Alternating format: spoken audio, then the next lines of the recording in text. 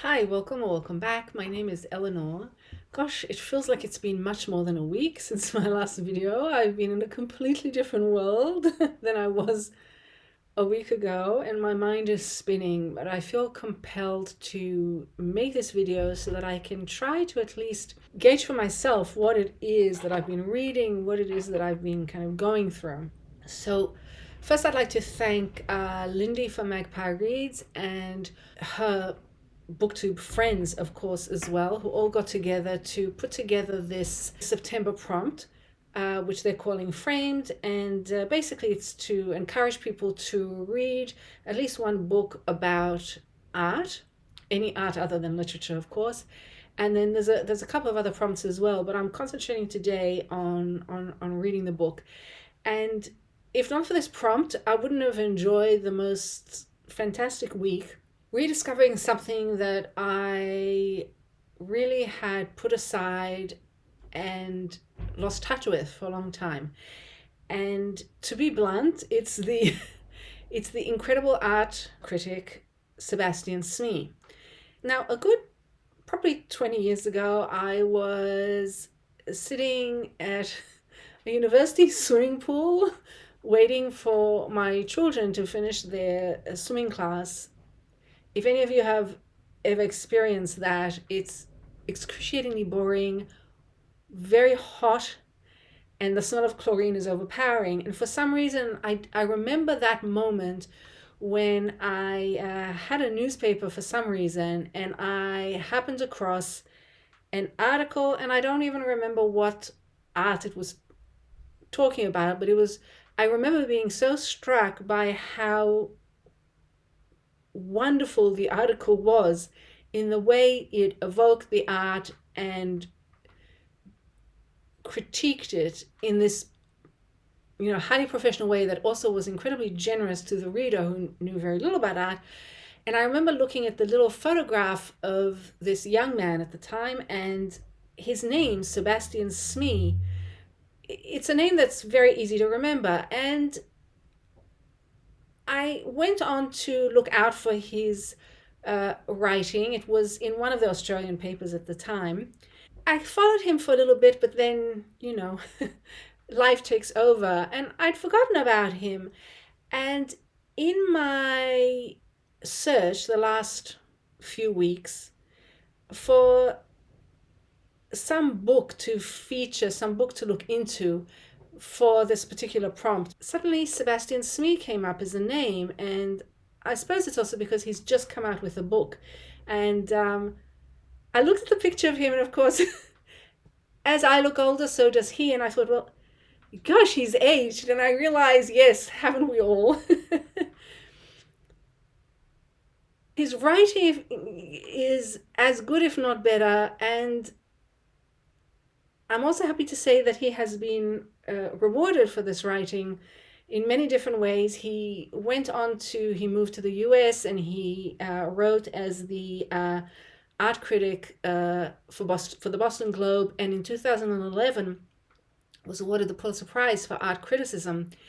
Now he has gone on to write for the Washington Post, and he has several books out. One which has just come out this month, I believe, is called Paris in Ruins: Love, War, and the Birth of Impressionism. Please don't be put off. Don't be put off. And I say that because I know very little about art, very little about art history. Whatever I learned back in the day has gone out the window. And I really stopped going to galleries the last 10 years or so for whatever reason. Don't be put off by Love, War, and the Birth of Impressionism.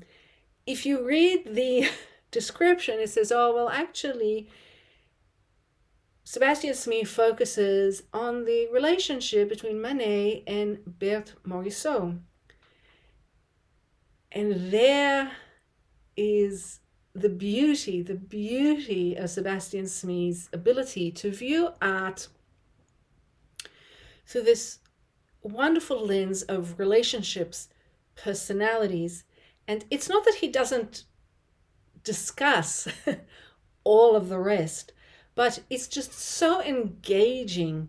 It's you're reading nonfiction, whether it's an article or a book, but it feels like you're reading fiction. Well, I haven't read this book yet, but I saw that he had a book come out about 6 years ago, and my library had it. And I think this is a wonderful book also for me to talk to you about, because probably wherever you are in the world, if you have an English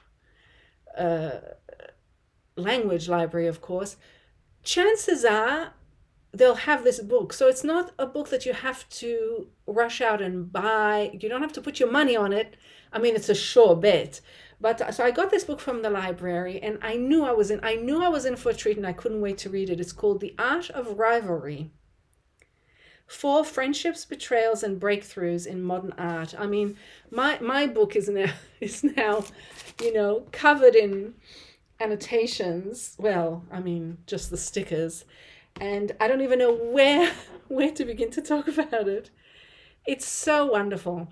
And I think, well, first of all, I should mention that he has 4 pairings of artists, and he discusses the way that they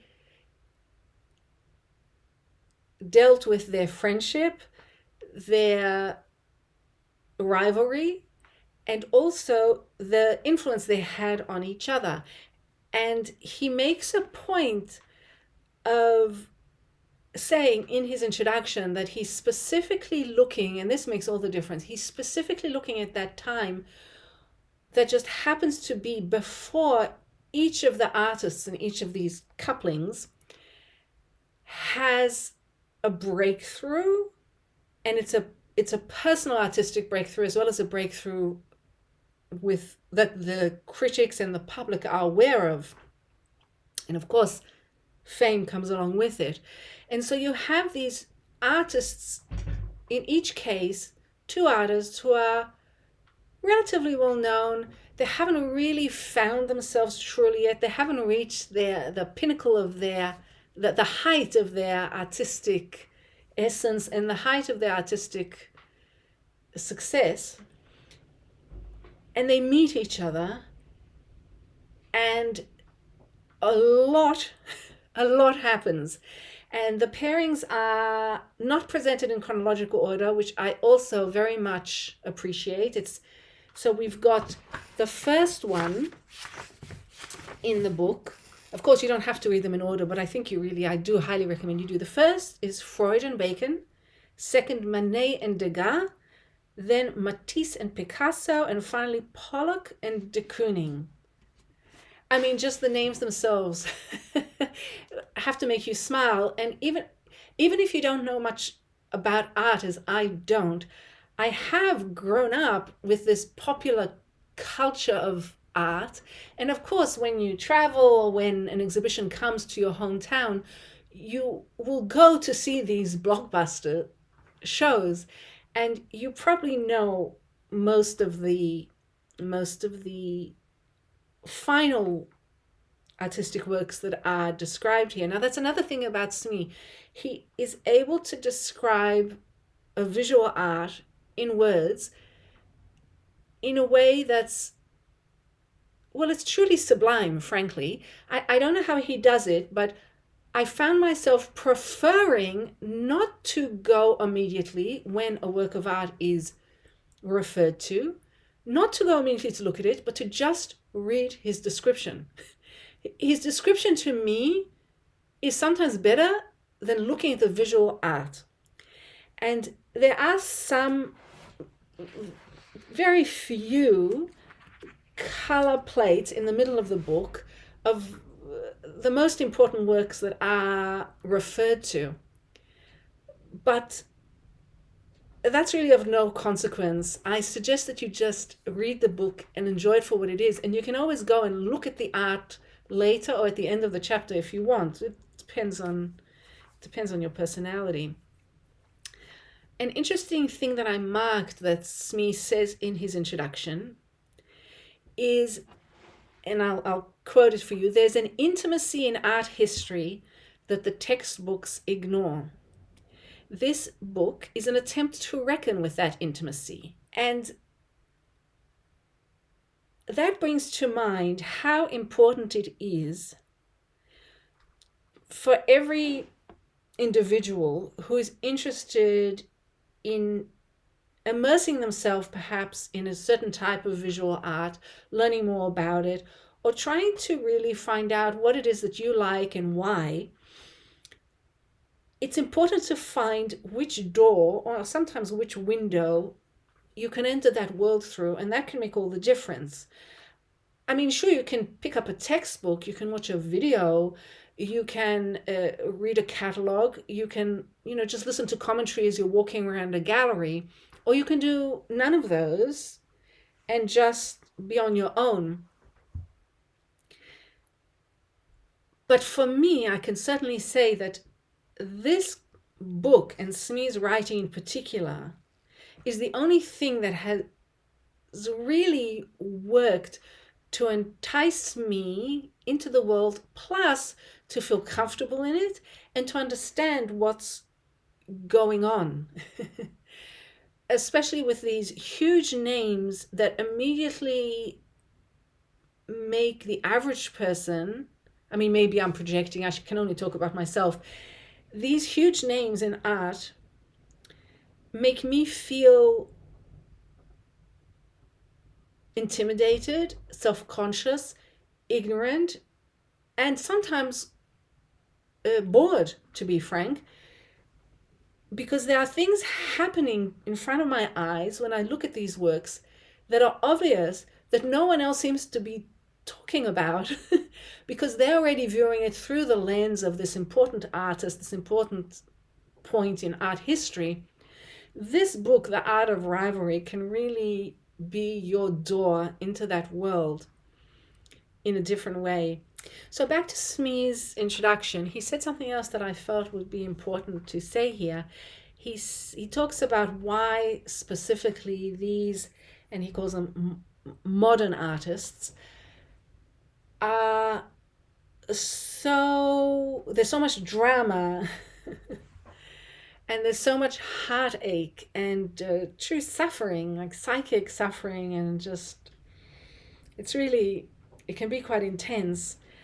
And he says it's the urge to be radically, disruptively original. What does that even mean? What does it mean to each different artist? What does it mean in the context of history, of society? What does it mean in the context of the expectations of the general public, or the minute the minute art-loving public, the even smaller art critic or art buyer circles?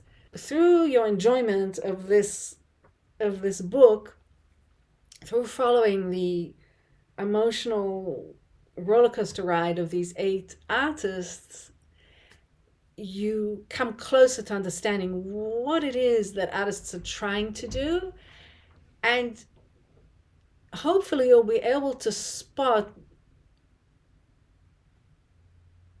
good art. Or at least that's what I'm hoping for myself. So that's it for me. Thank you very much. I'll see you next time. And in the meantime, don't forget, the only real property is the property of the mind. Thank you. Bye-bye.